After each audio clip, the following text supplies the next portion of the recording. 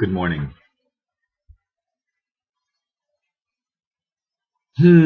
As I mentioned yesterday, my video from this past Monday was entitled Spirituality and Sexual Preferences.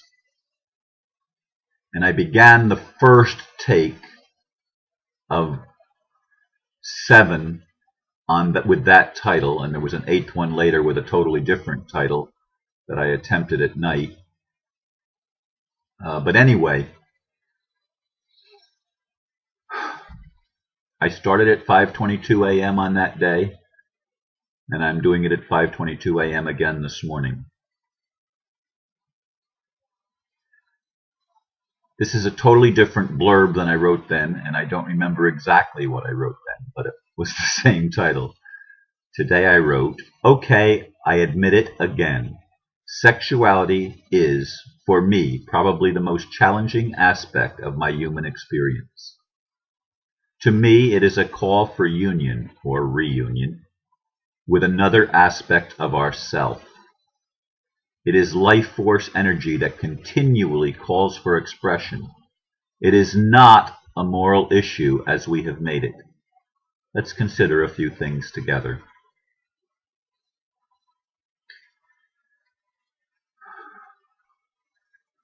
We are born requiring touch.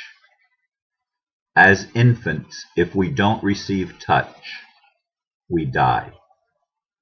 That's been a demonstrated fact of our human experience. It's an observable reality.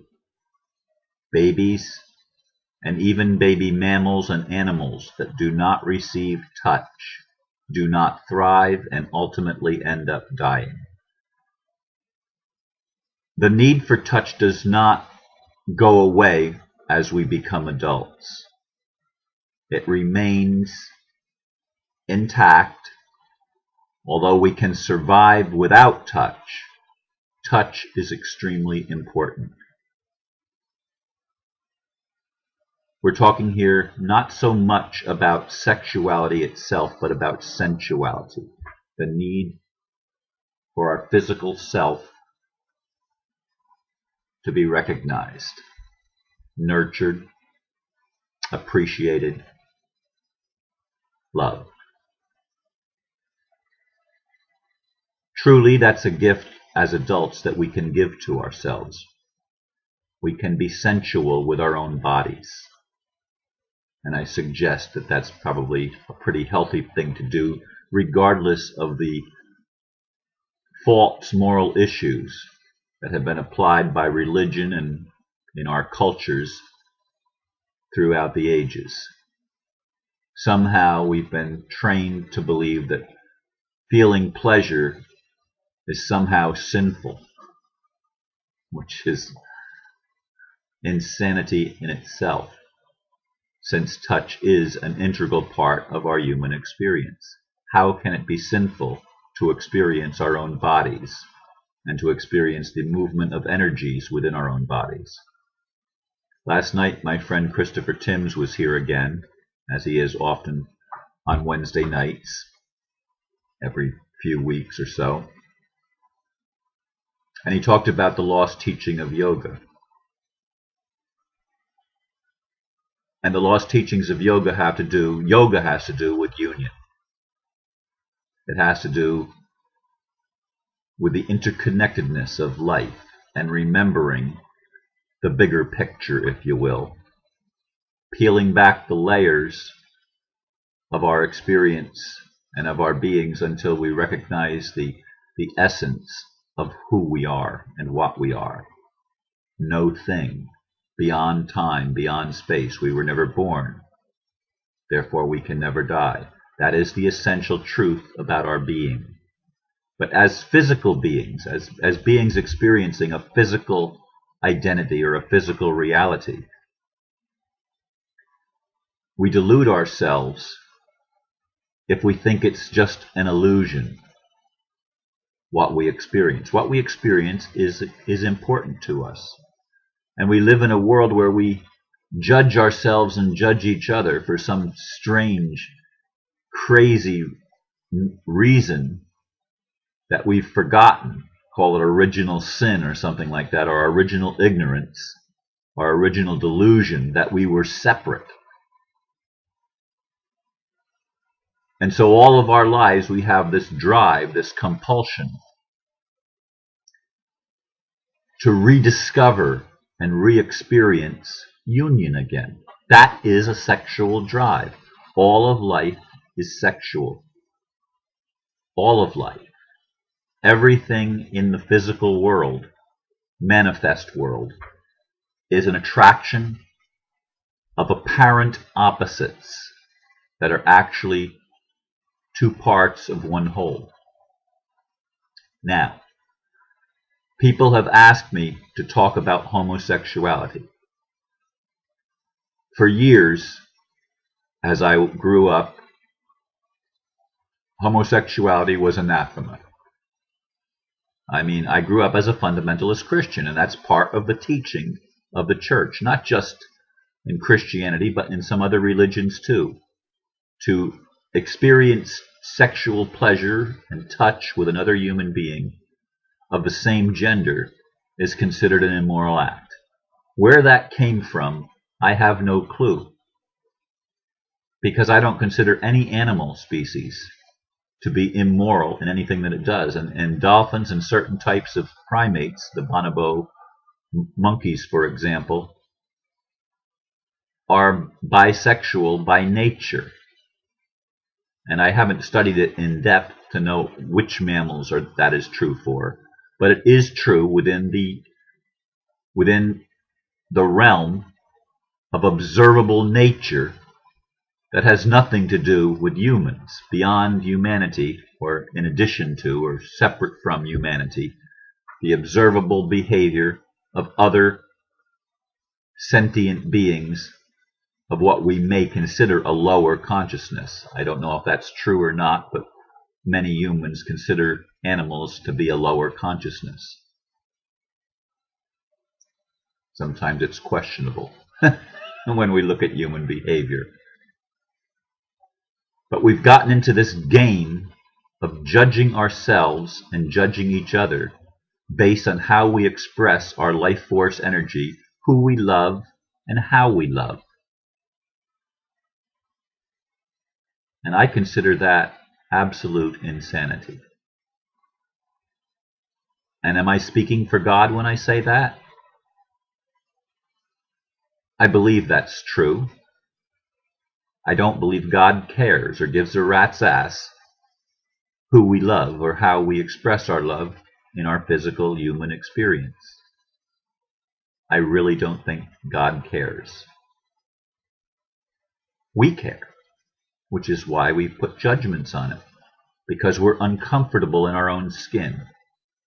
And so we have to come up with reasons why certain things are wrong and certain other things are right, because we try to define everything. I am this, but I am not that.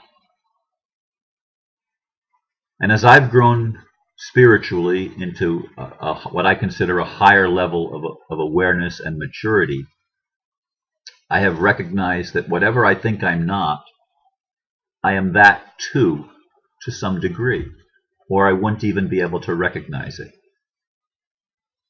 So there has to be within me something that draws me to even that which I don't understand and don't like. I've never had an interest in being homosexual. I'm a confirmed heterosexual. To me, a woman, the body of a woman is the most beautiful creation on the planet. Now, I'm not talking about women that have let themselves become unattractive because of overeating or whatever, or because of not taking care of themselves and giving themselves proper nurturing. I'm not talking about that, but a normal, healthy female in skin, clothed in skin, is absolutely beautiful to me. I would have no desire to bond sexually with another man. I just wouldn't. But I've gone way beyond the judgments that I grew up with, the homophobia, if you will, that I grew up with, in that I don't care how other people express their love. It's none of my business. And I would encourage everyone to find their own meaning, which we all do anyway, and find our own ways of expressing our sensuality and our sexuality. Ways that are comfortable with us. Now, I've shared this, I think, before when I've talked about this subject. My friend Jack Nichols from early teens knew he was gay, didn't have any hang-ups about it, never had any religious training or judgments that would make him question his sexuality. He was simply a gay man. He wrote The Gay Agenda, talking back to fundamentalists, which is how I got to know Jack. He commented on my article about the paradoxes of fundamentalism, and they were afraid of what they didn't understand. And humans are afraid often, and we judge what we don't understand. But Jack's story was that he had lovers that had AIDS. He didn't contract AIDS. He died fairly young, in his late 50s or maybe 60. I don't really know how old he was when he died. But in any case, he didn't die of AIDS so far as I know. He indicated to me that he was HIV negative, even though he had HIV positive sexual partners.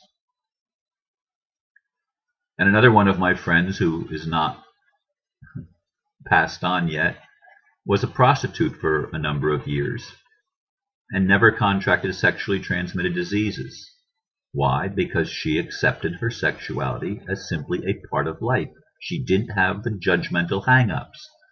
What creates a lot of our sexually transmitted diseases is the hang-ups, the judgments that we have about our sexuality. And somehow, each of us must find a place within ourselves to accept ourselves exactly where we are. So the spirituality of the human experience is about finding a place of peace within ourselves and realizing that we are loved unconditionally no matter what. Unconditionally means it doesn't have any conditions attached to it. Religion attaches conditions. Spirituality does not. That's why I worship. I shouldn't even use the word worship. That's why I'm associated with the New Way. The New Way isn't hung up on sexual preferences. People at the New Way can have any sexual identity each of them chooses, and it's nobody else's concern or business there. I love that about the New Way. I love that about unity and about New Thought churches, if you will, that they don't care whether you're gay or straight or bi or whatever. It doesn't matter. We're all humans having a human experience. And spirituality has one basic tenet: love one another as you love yourself. It's about self-acceptance and self-expression with others in mutuality. And that's really all that matters. So if you want to know what I think, now you know. And I believe that would be the mind of Christ. I can think of a few other things, but I see my 15 minutes is coming to a close. So I thank you for listening to this, and I hope it answered some of the questions. It's totally different than what I was doing on Monday. I know that. I can remember things that I said then that I didn't even come close to now. But this is what it is, and I hope it helped those of you that have been questioning this subject. Namaste.